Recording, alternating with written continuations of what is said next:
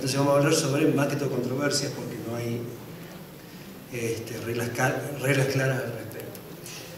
Con respecto a etiología, ya hablaron más que claro Liliana y Lucas al respecto. Están los trastornos hipercoagulables como la tifofolitis y trombofilias congénitas y adquiridas. Las infecciones como causas de aborto, no como causa de aborto recurrente. El desprendimiento agudo de placenta. Las anomalías cromosómicas, eso le puse un asterisco porque en realidad las anomalías cromosómicas son más causas de aborto espontáneo del primer trimestre y en algunos casos recurrente cuando hay traslocaciones presentes en alguno de los dos padres. No tuvimos la posibilidad de diagnóstico completa y a lo que me voy a referir son estas tres entidades: las anomalías müllerianas congénitas, anomalías uterinas adquiridas y la incompetencia cervical, que son las tres que podrían tener algún papel con respecto a cambios anatómicos que expliquen abortos tardíos. Cosa importante, el aborto espontáneo del segundo trimestre está asociado a una tasa de más o menos 27% de recurrencia y un 33% de parto prematuro.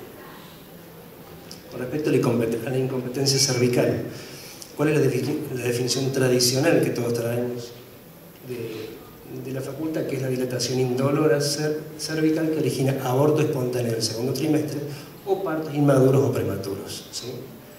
Hoy se ha cambiado por algo un poco más, que tiene un poco más de relación real con lo que es la patología, que es la longitud cervical menor a 25 milímetros medido por ecografía transvaginal, no ecografía abdominal, antes de las 24 semanas, ¿sí?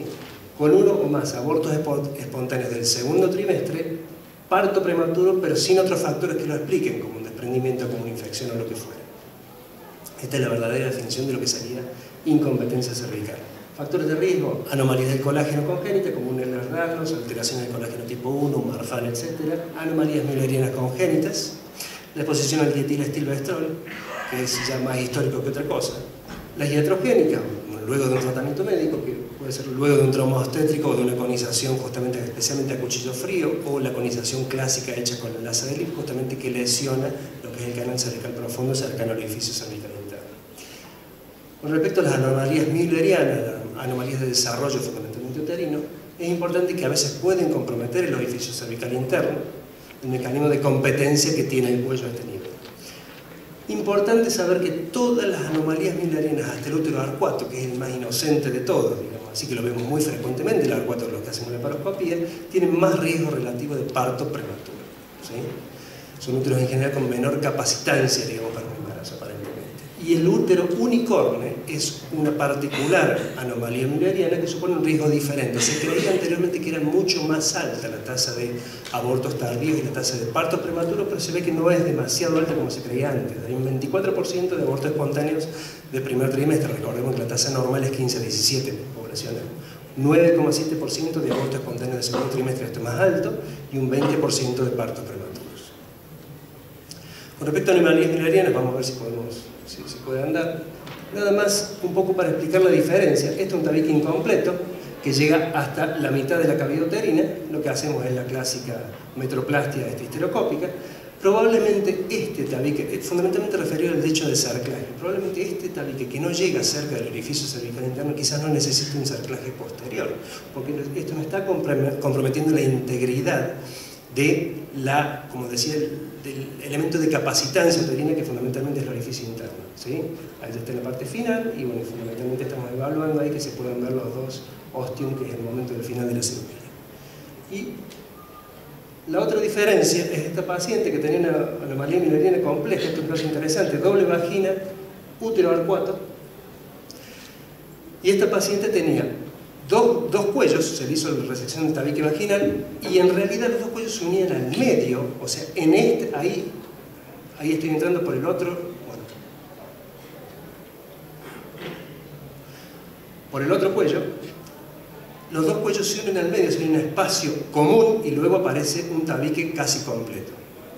Resección del tabique, toda la misma historia, pero esta paciente probablemente sí necesita un cerclaje, porque la anomalía está llegando muy de por debajo y está comprometiendo justamente por lo menos la proximidad de lo que es el orificio cervical interno. Entonces, lo número uno, cosa importante, es la individualización de cada caso en particular. Uno no puede generalizar. No puede decir todas las pacientes con aborto recurrente necesitan heparina, no todas las pacientes necesitan cerclaje con aborto tardío, etc. siempre individualizado, es un correcto diagnóstico, y el correcto diagnóstico empieza con una correcta historia clínica, o sea, de cuándo fueron los abortos, si fueron de primero o de segundo trimestre, y hacer un correcto estudio del paciente. ¿A quiénes hacer cerclaje? Siempre hacerlo después de las 12 semanas por la posibilidad de un embarazo con aneuploidía, entonces posterior a la ecografía en la que se hace la translucencia nucal, poder saber que estamos frente a un embarazo euploide, o por lo menos posiblemente euploide, entonces en ese momento sí hacer el cerclaje. Recapacitamos. Indicado por historia, 2 o más abortos espontáneos en el segundo trimestre, o 3 o más partos prematuros antes de las 34 semanas, con una clínica sugestiva de incompetencia, que es la dilatación indolora, etcétera, que la paciente les ha llegado con dilatación avanzada, sino una clínica sugestiva de un parto, un trabajo de parto previo. Otras causas excluidas, como un desprendimiento prematuro, como una infección, etcétera. Y lo otro es el cerclaje indicado por ecografía transvaginal, que es el concepto que hay que utilizar. Una longitud cervical menor a 25 milímetros. Y esto es importante porque ahorita el 60% de cerclaje es innecesario. Entonces, de esta forma nosotros estamos administrando un tratamiento correcto a la paciente que quizás lo necesite. Fundamentalmente hay pacientes que por historia previa se sugeriría, por ejemplo, muchos vemos pacientes que han venido con un cerclaje previo pero no tenemos una clínica clara, y entonces ¿qué hago con esta paciente? Bueno, justamente para esto sirve la medición seriada del cervix en el embarazo.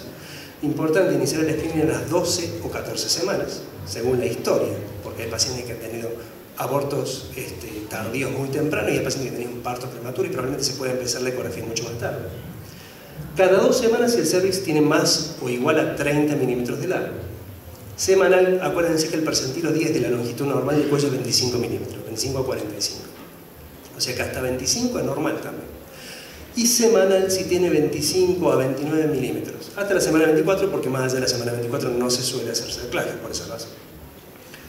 La otra pregunta es agregar progesterona inyectable, que la que se ha utilizado en la bibliografía es la progesterona, 17-hidroxiprogesterona caproato, no es resolución.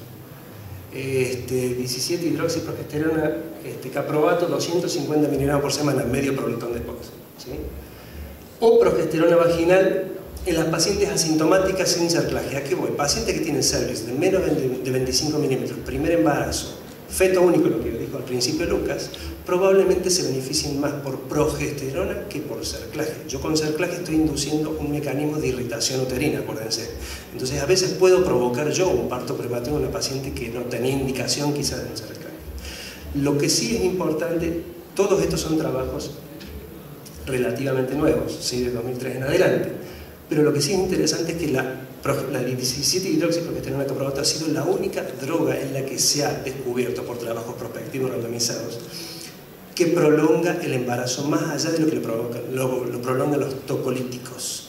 Entonces, hoy una recomendación, no es standard of care, es en pacientes con amenaza de parto prematuro muy temprano agregar progesterona semanal que probablemente pueda prolongar el embarazo a edades gestacionales aceptables. Pacientes con embarazos únicos, sin partos prematuros previos y cuello menor a 20 milímetros, acá sí ya estamos con un cervix muy disminuido en su longitud, tienen menos riesgo de parto prematuro con solamente progesterona 600 miligramos en óvulo, que es lo que damos habitualmente, por ejemplo, para una fertilización in vitro, o 90 miligramos en gel, que es su equivalente. Si tuvieron un parto prematuro previo, dar la 17-hidroxiprogesterona 250 miligramos por semana desde las 16 hasta las 36, y si el cervix tiene menos de 25 milímetros, pero esta paciente tuvo antecedentes, sí hacer un cerclaje en esta paciente, a diferencia de la que no tuvo previamente clínica. Las que tuvieron cerclajes previos, que por ahí vienen y dicen, mire, yo tuve un cerclaje, y no, a veces da por sentado en la cabeza, esta paciente tiene incompetencia, no, a veces fue un diagnóstico erróneo. La prolongación en un embarazo previo, luego de haber hecho un cerclaje, no obliga a repetirlo. Si el diagnóstico no es claro, hacer ecografías seriadas, justamente para ver la longitud cervical. Cerclaje previo fallido, obviamente si se hizo por vía vaginal, como el McDonald o el Giralcar, hacerlo por vía abdominal es mucho más difícil, no muchos lo pueden hacer, pero sí el cerclaje abdominal es mucho más cerca al orificio cervical interno y probablemente provea una mucha mejor contención del embarazo que el por vía vaginal. ¿Qué alternativas nos quedan? Fíjense, ¿se acuerdan esto? El pesario, casi de historia de la medicina. Pero muy interesante, un grupo del Vall d'Hebron, grupo de Barcelona, se les ocurrió usar el pesario. ¿Por qué? Porque el pesario altera el eje del cuello y mueve el peso del útero, todo el peso, digamos, del contenido intraamniótico, lejos del orificio cervical interno. Entonces, bueno, con esta hipótesis, les dieron pesario a pacientes con cuellos cortos. Desde las 20 a 23 semanas les dieron pesario o tratamiento expectante. Fíjense la tasa de riesgo, el riesgo relativo de parto prematuro de las que tuvieron pesario es un 77% menos que las que no tuvieron pesario, o sea, un riesgo de 23% con respecto a la otra paciente. Y lo mismo también el riesgo de parto prematuro antes de las 34 semanas, un riesgo 82% menor a las que no tuvieron pesario. Así que es interesante como una idea, un trabajo relativamente reciente de mayo de este año en Lancet. La indometacina, que algunos han intentado utilizar, no parece ser efectivo. Perdón todo el pelote de imágenes, pero bueno, eso ha sido todo. Gracias.